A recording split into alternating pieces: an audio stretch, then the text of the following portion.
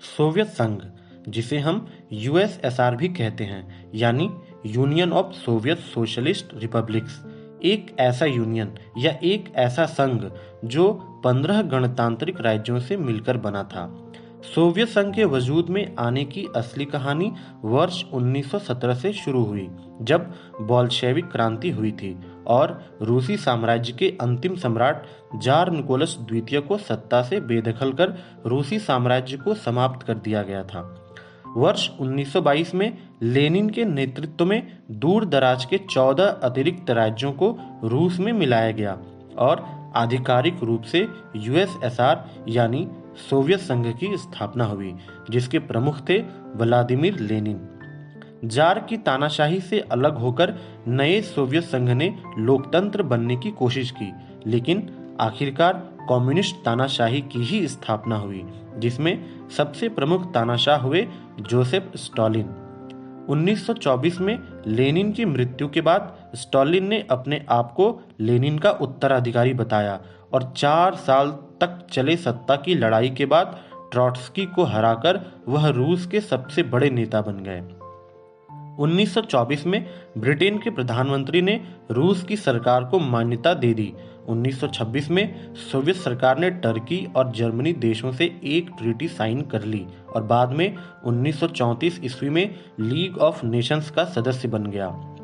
Soviet संघ में एक संसद बनी जिसे सुप्रीम सोवियत कहा गया, लेकिन सारे फैसले कम्युनिस्ट पार्टी ही करती थी। देश का प्रमुख चुनने से लेकर हर फैसला पार्टी की एक छोटी सी समिति करती थी, जिसे पोलित ब्यूरो कहा जाता था। स्टालिन के समय से ही राजनीति, अर्थव्यवस्था और आम जीवन पर पार्टी का प्रभाव बढ़ता चला गया। विरोधियों को गुलग भेजा जाने लगा। गुलग एक ऐसी जगह जहां लोगों को यातनाएं दी जाती थी। लाखों लोग गुलग में मारे गए। वर्ष 1928 ईस्वी में स्टालिन ने फर्स्ट 5 इयर्स प्लान की घोषणा की और इस तरह के प्लान विश्व में एकदम नए थे। इस योजना के 3 मुख्य उद्देश्य थे: कलेक्टिव फार्मिंग, हैवी इंडस्ट्रीज की स्थापना और नए लेबर सोसाइटी का निर्माण। सरकार सामूहिक खेतों में उत्पन्न अन्न को एक फिक्स्ड रेट पर खरीदती थी और ट्रैक्टर किराए पर देती थी। गरीब और मध्य वर्ग के किसानों ने इस योजना का समर्थन किया, लेकिन अमीर किसानों ने इसका विरोध किया, जिसके चलते अमीर किसानों का दमन कर दिया गया। वर्ष 1940 में 86% अन्न सामूहिक खेतों में, 12% सरकारी फार्मों में और केवल 1% व्यक्तिगत किसानों के खेतों में उत्पन्न होने लगा। इस प्रकार लगभग 12 वर्षों में रूस में कृषि में यह क्रांतिकारी परिवर्तन हो गया। इंडस्ट्रीज के विकास के लिए तुर्किस्तान में बिजली का उत्पादन बढ़ाया गया। स्टालिन कम्युनिस्ट नेता ही नहीं बल्कि एक तानाशाह भी थे। 1936 में 13 रूसी नेताओं पर स्टालिन को मारने का षड्यंत्र रचने का आरोप लगाया गया और उन्हें मार दिया गया। इस प्रकार स्टालिन ने अपने रास्ते में आने वाले हर नेता को साफ कर दिया। 1937 तक सभी लेबर यूनियंस सोवियत सरकार के अधीन हो गए। आर्ट एंड लिटरेचर के विकास पर भी स्टालिन का पूरा कंट्रोल था। द्वितीय विश्व युद्ध में जब जर्मनी ने रूस पर आक्रमण किया तो ब्रिटेन और अमेरिका ने रूस की सहायता की। 1942 में रूस ने जर्मनी को आगे बढ़ने से रोक दिया और 1943-44 में उसने जर्मनी की सेनाओं को हरा दिया। फरवरी 1945 में याल्टा सम्मेलन में रूस को यूनाइटेड नेशंस के सुरक्षा परिषद में वीटो पावर दे दिया गया। चेकोस्लोवाकिया से चीन तक रूस के नेतृत्व में कम्युनिस्ट सरकारें स्थापित हो गईं। फ्रांस और ब्रिटेन की शक्ति पहले से कम हो गई। 1947 से ही रूस और अमेरिका में शीत युद्ध प्रारंभ हो गया। कम्युनिज्म का प्रसार रोकने के लिए अमेरिका ने यूरोपीय देशों की आर्थिक सहायता देने का निश्चय किया। स्टालिन की मृत्यु के बाद अलग अलग कम्युनिस्ट नेताओं में सबसे बड़े नेता बनने की लड़ाई शुरू हो गई और निकिता ख्रुश्चेव सत्ता में आए। उन्होंने स्टालिन की सबसे सख्त तानाशाही नीतियों को पलट दिया। सोवियत संघ स्पेस रिसर्च में सबसे आगे निकल गया। 1957 में उसने विश्व का सबसे पहला आर्टिफिशियल सैटेलाइट स्पुतनिक पृथ्वी के नजदीकी ऑर्बिट में पहुंचाया। 1961 में सोवियत एयरफोर्स के सैनिक यूरी गगारिन पृथ्वी से ऊपर अंतरिक्ष में पहुंचने वाला सबसे पहला मानव बना। 1962 में क्यूबाई मिसाइल संकट में अमेरिका और सोवियत संघ के बीच बहुत गंभीर तनाव बना और वे परमाणु प्रलय की दहलीज पर पहुंच गए, लेकिन किसी तरह यह संकट टल गया। जहां तक इकोनॉमिकल डेवलपमेंट का प्रश्न है, तो भले ही मिलिट्री और स्ट्रेटेजिकल क्षेत्र में सोवियत की उपलब्धियां अमेरिका के बराबर थी और कभी कभार तो उनसे बढ़कर नजर आती रही, किंतु इस उपलब्धि ने सोवियत संघ के आर्थिक वृद्धि दर को बहुत कम कर दिया।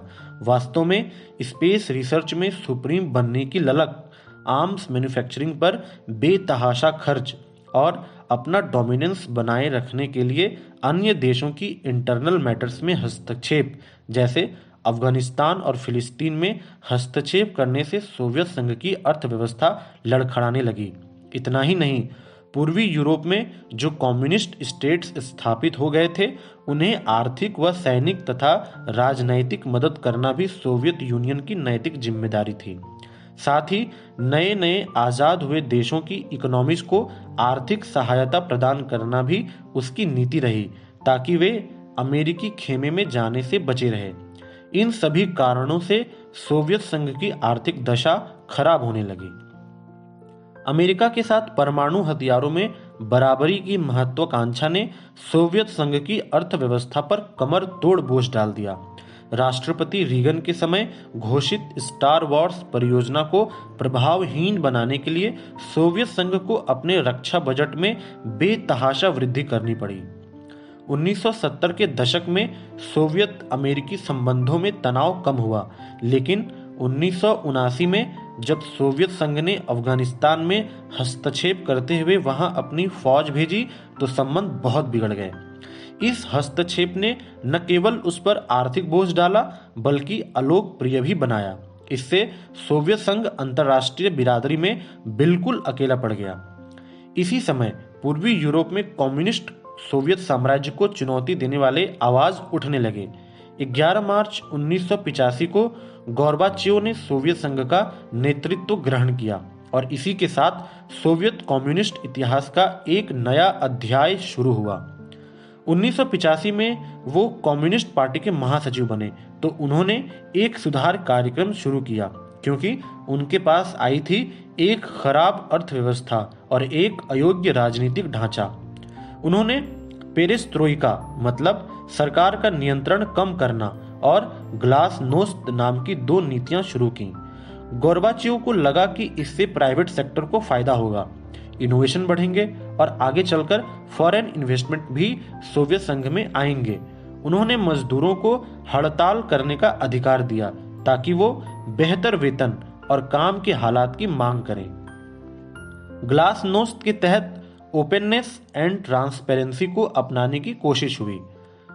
सोल्जेनित्सन और जॉर्ज ऑरवेल जैसे लेखकों की किताबों पर लगा प्रतिबंध हटाया गया, राजनीतिक कैदियों को रिहा किया गया और न्यूज़पेपर्स को सरकार की नीतियों की आलोचना के लिए प्रोत्साहित किया गया। पहली बार चुनाव की कोशिश हुई और इसमें कम्युनिस्ट पार्टी शामिल हुई।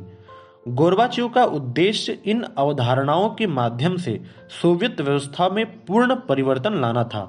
उनकी कोशिश कम्युनिज्म में अच्छे बदलाव लाने की थी। इसी कारण उनके द्वारा लाए परिवर्तनों को दूसरी सोवियत क्रांति के आगमन का प्रतीक माना जाता है। गोर्बाचेव की नीतियों के कारण सोवियत संघ के टूटने की प्रक्रिया भी आरंभ हो गई।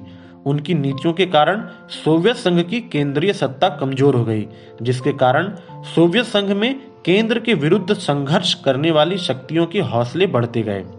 गोर्बाचेव की तथाकथित डेमोक्रेटिक नीतियों ने विभिन्न गणराज्यों के सोवियत संघ से अलग होने की मान्यता दे दी।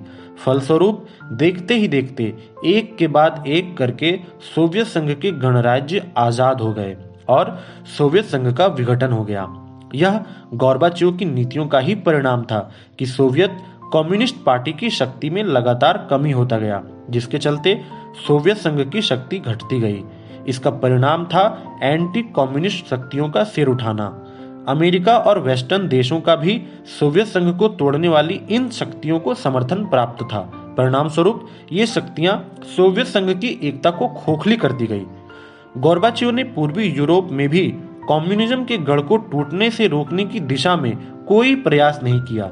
उल्टे उनकी नीतियों के कारण पूर्वी यूरोप में एंटी कम्युनिस्ट शक्तियां हावी होती गई। चेकोस्लोवाकिया, रोमानिया, हंगरी, पूर्वी जर्मनी में कम्युनिज्म का पतन हो गया और यह पतन ने सोवियत संघ के महाशक्ति की छवि को समाप्त कर दिया। वास्तव में सोवियत संघ के टूटने के बीज उसकी स्थापना के साथ ही बो दिए गए थे। स्टालिन के शासनकाल में लगभग 2 दशकों तक रूथलेस पावर के प्रयोग से कम्युनिज्म के खिलाफ उठने वाले आवाजों को दबा दिया जाता था। देश के विभिन्न हिस्सों से लोगों को कम्युनिज्म के रक्षा के बहाने कुर्बानी देने के लिए मजबूर होना पड़ता था। ऐसा नहीं था कि असंतोष या आक्रोश पैदा ही नहीं होते थे, सिर्फ दमनकारी नीतियों के कारण इनके आवाज सुनाई नहीं देते थे। गोर्बाचेव की उदार नीतियों ने इस आक्रोश को व्यक्त करने का रास्ता उपलब्ध कराया। 26 दिसंबर 1991 को सोवियत संघ टूटकर 15 देशों में विभाजित हो गया। संघ के टूटने के बाद बनने वाले नए देश थे बाल्टिक स्टेट्स में Estonia, Latvia, Lithuania. Central Asia में Kazakhstan, Kyrgyzstan, Tajikistan, Turkmenistan, Uzbekistan. Eastern Europe में बेलारूस, मोल्दोवा, यूक्रेन। यूरेशिया में खुद रूस और ट्रांस काकेशिया में आर्मेनिया, अजरबैजान और जॉर्जिया। दोस्तों, अगर आपको इस तरह के कंटेंट्स पसंद आते हैं तो प्लीज़ इस वीडियो को लाइक करें और इस चैनल को सब्सक्राइब करें। धन्यवाद।